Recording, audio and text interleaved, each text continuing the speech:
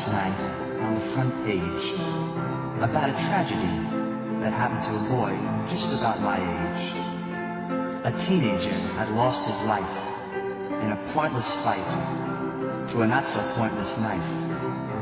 I put aside the paper and wondered for a while how a teenager in heaven must feel when his whole life comes to trial. That very night I had a dream as scary as a dream can be. I dreamt I saw that boy on trial, but his face, when I looked closer, it wasn't him, it was me.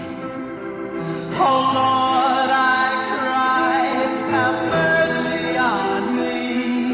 I'm wrong, I know, but can't you see? My life was too wild, too reckless and free, 'cause no one ever gave their love to me.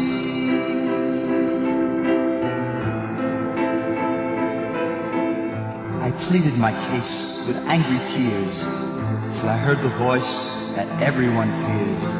I heard the Lord cry out in rage, "Do you expect forgiveness because of your age? A boy with a knife is a boy no more. He becomes a transgressor of the holiest law, the law that says, thou shalt not kill, thou shalt not allow human blood to spill.